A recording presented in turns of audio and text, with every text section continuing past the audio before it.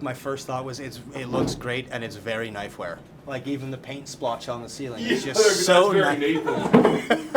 Well, that's because you probably didn't use a stool because you can reach that far. Yeah. I think I was just hopping a little bit just to get this up a little bit.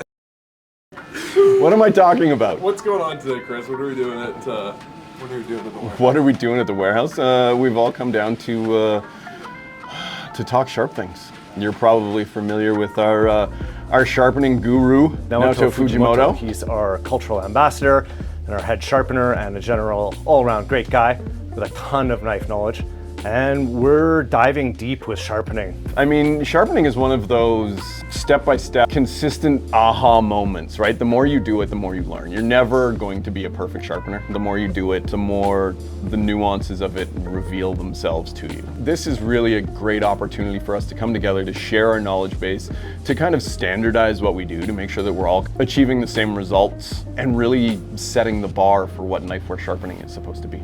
It's really great to sit down with a bunch of people who already are very good sharpeners in their own right, people who have a lot of experience, and to discuss all the kinds of issues with thinning knives, repairing knives, sharpening different types of bevels, using different grits and different stones, building on that level of knowledge and experience that everyone has in the group, and being fed from Naoto, who's just such an expert, and I am having a wonderful time. I'm Adam Zaricki. I'm the system manager at the Edmonton location. Oh, I tell people what to do. I make customers happy. I sharpen knives. I sharpen a lot of axes. Jack of all trades, master of absolutely nothing.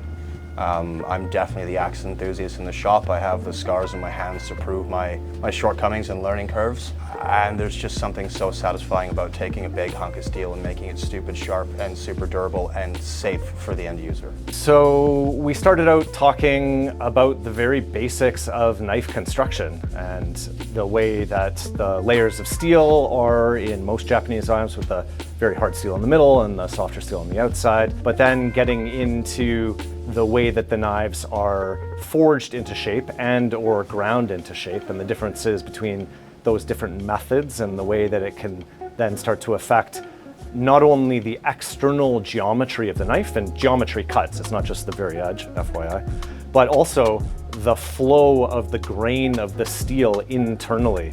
And so some of the great blacksmiths are able to take steel and actually direct the flow of the steel through forging it to a much more concentrated point at the edge. We're also talking about regrinding things, taking bevels and making them a little bit shorter towards the heel and then flaring them wider towards the tip because of the way people tend to use a knife.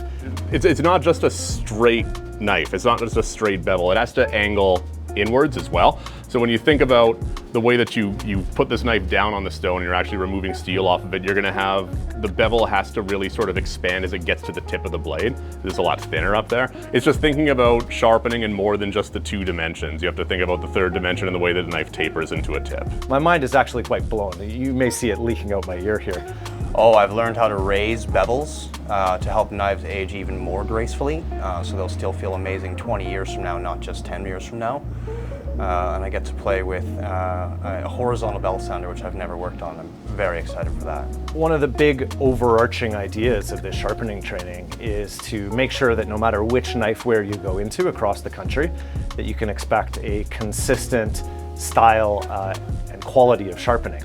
Now, I think everyone is already doing a great job, but we're trying to make it more consistent and more standard. A big part of that is what we call hot rodding, and that's because Japanese knives, the vast majority anyway, have 3 layers of steel with 2 softer layers and then the harder layer that kind of sticks out in the middle. And the hard layer is the stuff that stays sharp for a long time and holds that really fine edge. But if you only ever sharpen that middle layer, eventually all 3 layers are at the same height, and then the knife is thick and it's not going to hold an edge well because of the softer steel on the outside. So hot rodding is the process of thinning out the side of the knife in order to expose that core steel. And thinner knives cut better, generally speaking, but also to make sure that that really hard steel is exposed. The problem is that when you grind the side of a knife, it gets really scratchy, right? So then after we're finished grinding it and thinning it, we need to refinish it. So a big part of what we're talking about is not only the technical side of how do we hot rod a knife in order to get the maximum performance for that type of steel, that shape of blade, that type of construction, but also how do we refinish it in a way that's going to bring it back closer to the original look? Because Japanese knives look cool, and that's a big part of why people like them. It's not only because they're super sharp and stay sharp a long time, but also because they look cool and people want them to stay looking cool over the life of the knife. There were days where I sharpened 8 hours a day, and I'd do 50, 60, 70 knives in a day, and it was lather, rinse, repeat. And I think sometimes when you do that, there's almost a roboticness that comes out of it. And you're churning out a really great product, but you're not necessarily thinking about why you do it. Because I'm involved on the back end of the YouTube and I talk sharpening with Naoto, probably more than I actually do sharpening, there's a different level of understanding. And all of a sudden you put your hands on a knife on top of a stone and your old muscle memory comes back, but you have this new knowledge base to go with it. I think back to my cooking days when I used to sit at the coffee table that I shared with my roommate brother in my underwear with a beer, sharpening knives, watching TV, and he'd come home and say, "Why do you have to do it in your underwear?" And because I was covered in sharpening silt and I was probably a little tipsy. It's a very different sharpening process now because I have to stand in a store and do it and I have to keep my clothes on.